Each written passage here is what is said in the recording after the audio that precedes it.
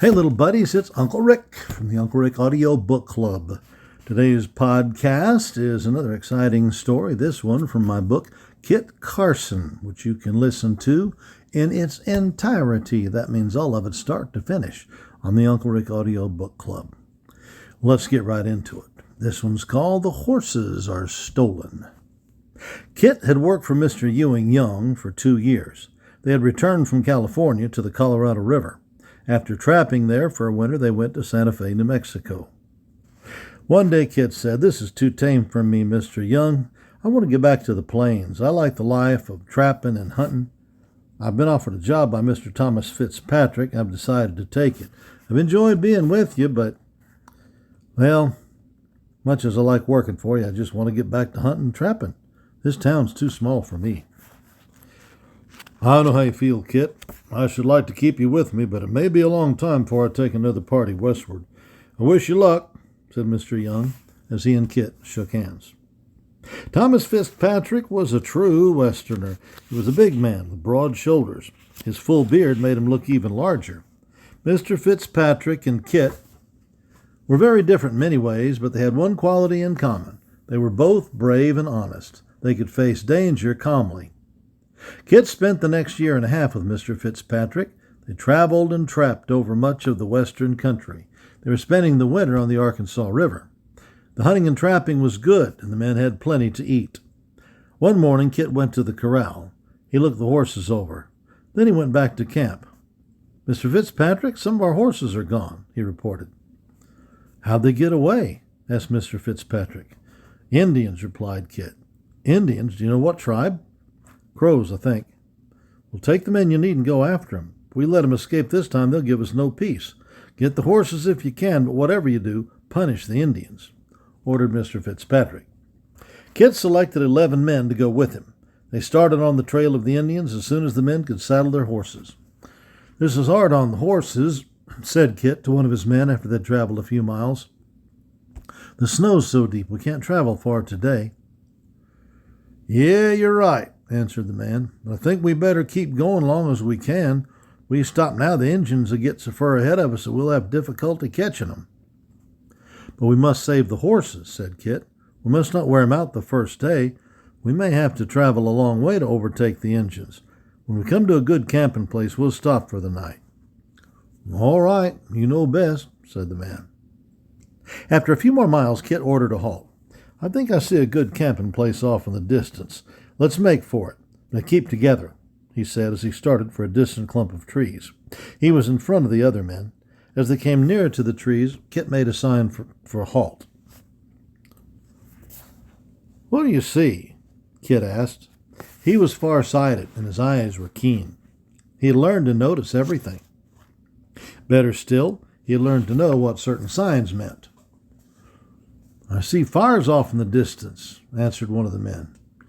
"You're right, there are fires off there. If I'm not mistaken, we've found our Injuns. We'll dismount and tie our horses under the trees. Then we got to wait for darkness. George and Sam, you stay here with the horses.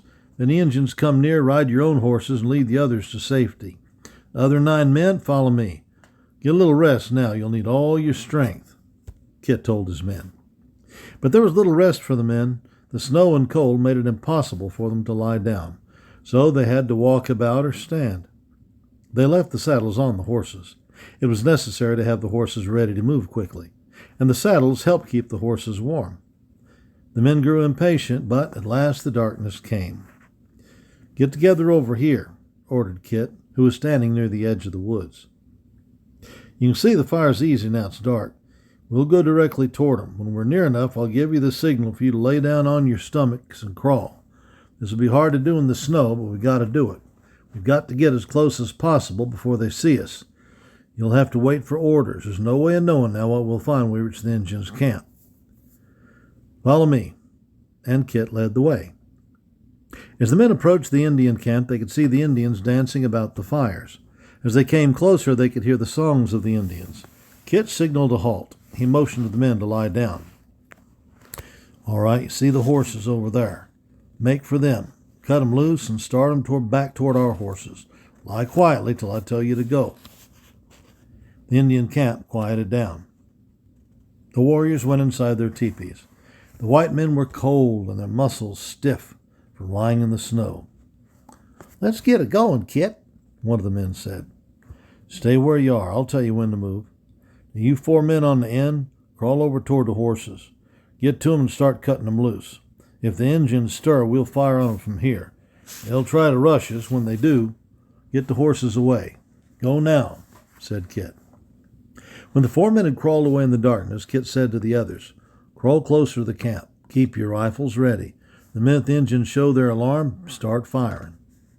Soon a sharp yell from the camp rang out in the darkness. At once the Indian camp was alive. "Fire," said Kit. "Shoot low. Get an Injun with every shot." Yelling, the Indians made for Kit's party. The Indians were between the white men and the fire, so they made good targets. As Kit and his men fired, Indian after Indian fell dead in the snow. The white men kept loading and firing their rifles. The first rush of the Indians had carried them close to the white men, too close for comfort, but the steady fire from the rifles drove the Indians back. The 4 men who had gone to free the horses had succeeded. The horses had been turned loose, and 2 of the men were herding them back to the trees where the other horses were tied.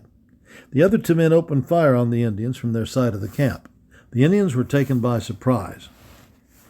Kit heard an Indian chief call, "Run! Every man for himself! We are being surrounded." The Indians ran away into the darkness. When they had gone, Kit called his men together.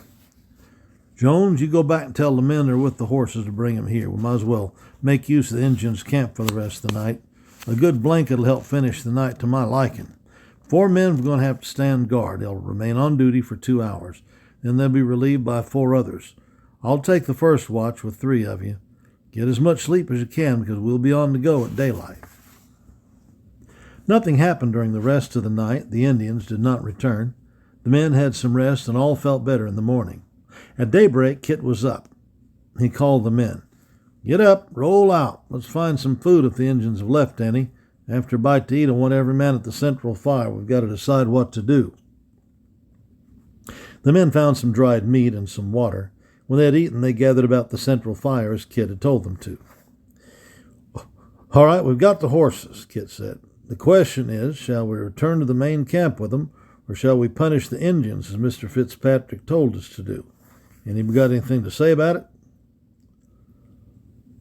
"Yeah, I have," said the man named Jones. "As I understand it, we come out for the horses. If we have them, why should we go after the Injuns?" "That's only part of the story," answered Kit. "When Mr. Fitzpatrick sent us after the horses, he said to me, 'Get the horses if you can, but whatever you do, punish the Injuns.' Well, we've killed some of them, we've wounded others. Question is, have we punished them enough? If we don't punish them enough now, they'll steal again." "Let's have it out with them now," called George. "I'm with you. We must fight them now," said Sam. "Well, let's fight. I'm up for it," spoke another man. "Well, we might as well all get into it," said still another. "All right.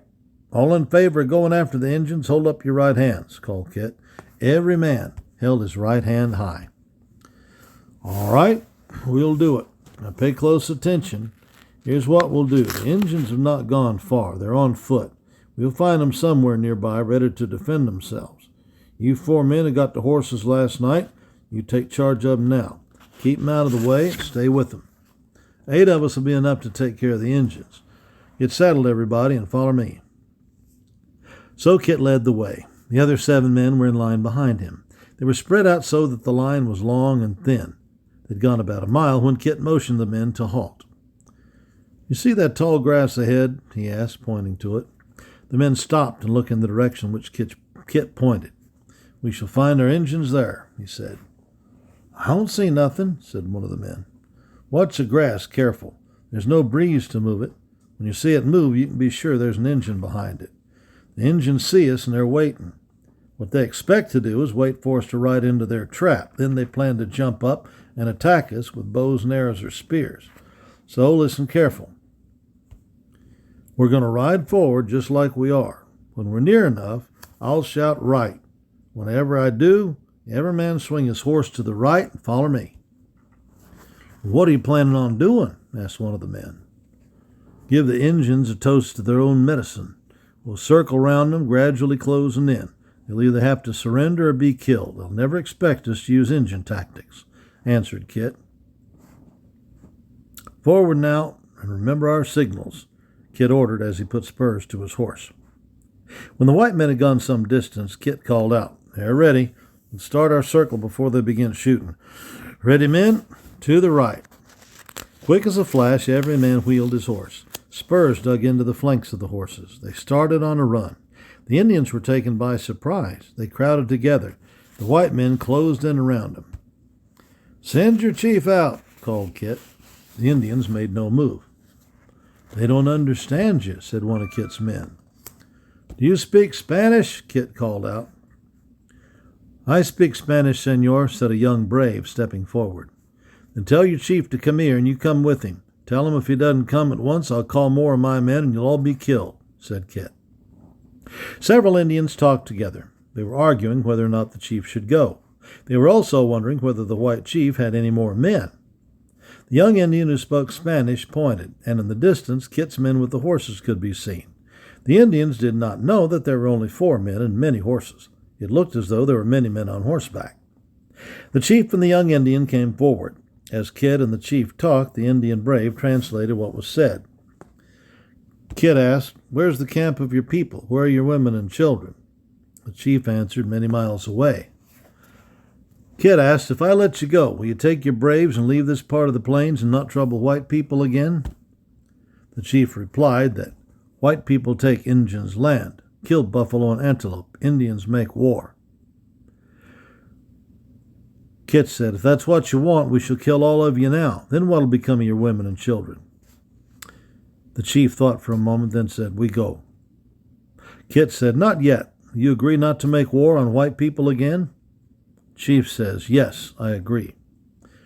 "Very well," Kit said, "but I want that young warrior to go with me and to remain with me." The chief said, "Not that one. That my son." But Kit was adamant. He replied, "That one. Then I shall be sure you'll leave the white people alone." The chief turned to the young man. "My son, come here. My son, the white man, wants you to go with him. Then he knows we will not again make war on the white people. If you do not go, we shall all be killed, and there will be no one to look after our women and children. It is for you to decide." The young man said, "I will go, father." And the chief said, "May the Great Spirit watch over you, my son." Kit then asked, "Is he coming with me?" The young Indian walked to where Kit was, and standing, bowed his head. The Indian brave was young, younger than Kit. He was tall and straight. He walked proudly and very quietly. He moved with grace and dignity. In bowing his head, he meant that he would serve Kit as his father had told him to do.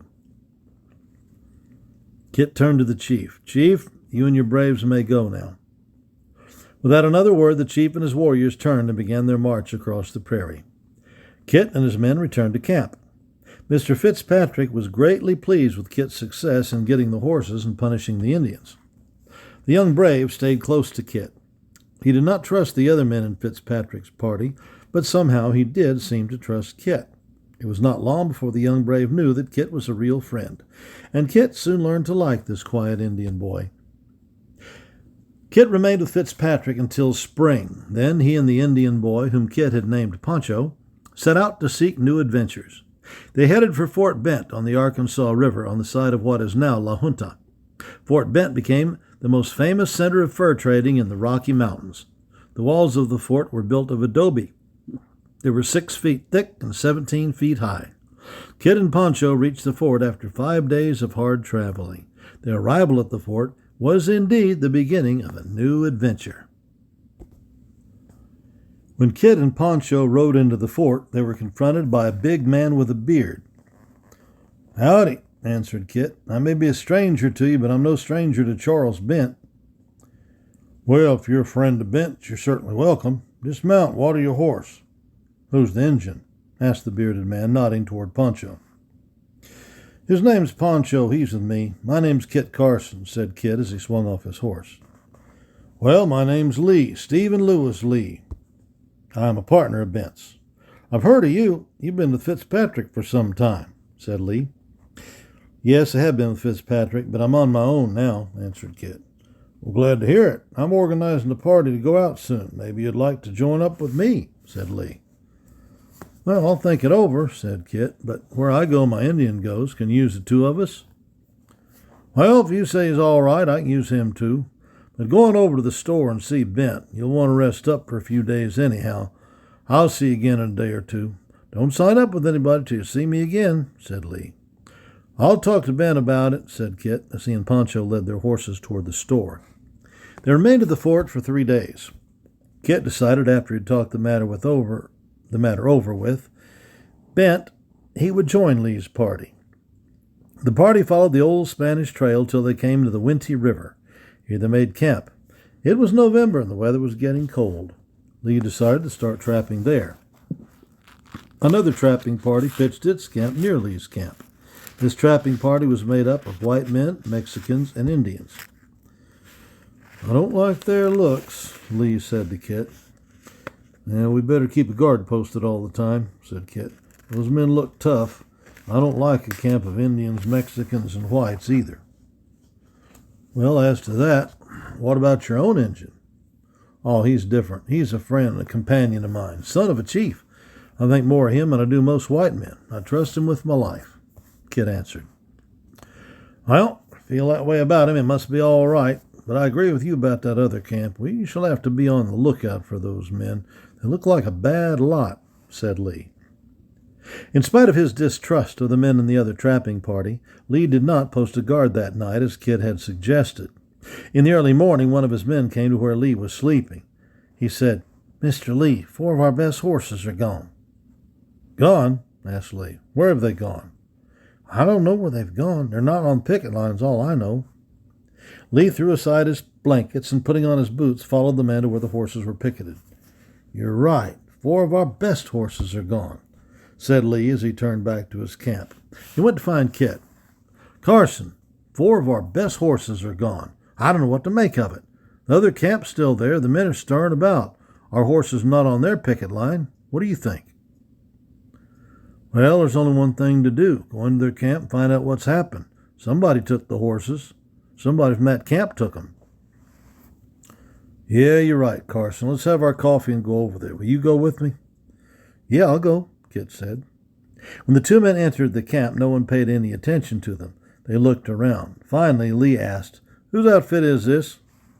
A scrawny, squint-eyed man with a cup of coffee in one hand stood up. He looked Lee and Kit over. He turned his head and called over his shoulder, Pedro! A Mexican, almost as evil-looking as his master, approached and stood near. Find out what these men want, said the man in Spanish. The Mexican turned to Lee and Kit and asked them in English, What do you want? Whose outfit's this? Again asked Lee. The white man and Pedro talked together in Spanish. Lee and Kit stood and listened. Finally, Kit walked over to the squint-eyed man and said, Quit stalling, Baxter. Now I know who you are, and I know your man Pedro. You're a couple of horse thieves. I know Spanish as well as you do. I know everything you and Pedro said to each other. Now where'd that Injun go with our horses? How should I know? Asked Baxter, speaking in good English. I'll give you 30 seconds to remember, said Kit, slipping the fingers of his right hand around the handle of his pistol. He hit the trail for California, said Baxter. That's all I want to know. You and your men will stay here in camp today, and our men will keep you covered. Try to move, and we'll wipe you out, said Kit. We've got as much right to trap here as you have, said Pedro. You have, and nobody will disturb you, but you stay in camp today, you understand? All right, said Baxter. Lee and Kit returned to their own camp. What are you going to do? Asked Lee. I'm going after those horses. I'll be back tonight, said Kit. How many men you want to go with you? None. I'm going alone, answered Kit. It's too dangerous, said Lee. I'll be back tonight with the horses, said Kit. He saddled his own horse and took the trail. It was easy to follow since the Indian had followed a trail along the river. Kit rode all day, stopping only for a brief rest at noon. After letting the horse graze for half an hour, Kit was in the saddle again. But he did not return with the horses that night. He camped beside the river, and as soon as it was light enough in the morning, he was back on the trail. By noon of the second day, he had ridden almost 100 miles. Kit's keen eyes were alert for signs. "They ain't far ahead now," he said to himself. He rode carefully. He watched ahead. Something, he could not tell what, made him stop and dismount. He hobbled his horse and went ahead on foot. After he had walked about a mile, he stopped and looked carefully at a clump of bushes some distance away. He saw a branch move. He fell to the ground and watched. After what seemed a long time, he saw a branch move again. He remained perfectly quiet. Something moved in the bushes. A head appeared over the top. Kit did not move. A few seconds later, an Indian stepped out and looked around. Apparently satisfied that no one was near, he walked around the bushes and disappeared. When he had gone, Kit began crawling toward the bushes. He crawled as quietly as a cat. When Kit was near the bushes, he stopped and listened. He heard a horse whinny. He edged around the bushes. He saw, not far away, another Indian lying under the shade of a nearby bush. The Indian seemed to be asleep. Kit slid forward on his stomach. He would move a little, then stop and lie perfectly still. Closer and closer he came to the Indian. When Kit was almost upon him, the Indian stirred. Kit held his breath. He heard a slight snore. Quickly, Kit took his rifle in his right hand. He raised himself until he was standing on his tiptoes, his fingers touching the ground. He crouched like a runner ready to start. The Indian moved again. Kit bounded forward and landed squarely on top of the Indian. He raised his arm and brought the rifle butt down with a smashing blow on the Indian's head. The Indian lay still. Kit tied his hands and feet. Then he ran to the 4 horses who were tied nearby. The Indian was just recovering consciousness when Kit returned. Kit gave him some water to drink. Then he bound the Indian's rifle to a saddle on one of the horses. He turned to the Indian. "I won't kill you. You're my prisoner. But I'm not going to be bothered taking you back to camp. 100 miles is too far to take you. So I'm going to turn you loose. You'll have to go without weapons to get along best you can. Stand up," said Kit, as he cut the cord that held the Indian. "Start walking," ordered Kit. Kit had to camp again that night. The following day he was riding along, leading the 4 horses. In the distance he saw a cloud of dust. He stopped and waited. A man on horseback was coming swiftly toward him. It was Pancho. "When you did not return night before last, as you said you would, I was worried. Yesterday morning I started to follow you," said Pancho. "I had to find you."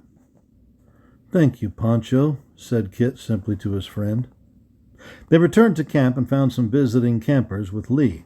When Kit was introduced to them, he asked, "What outfit you with?" "We're with Fitzpatrick and Bridger over on Snake River," answered one of the men. "Fitzpatrick!" exclaimed Kit.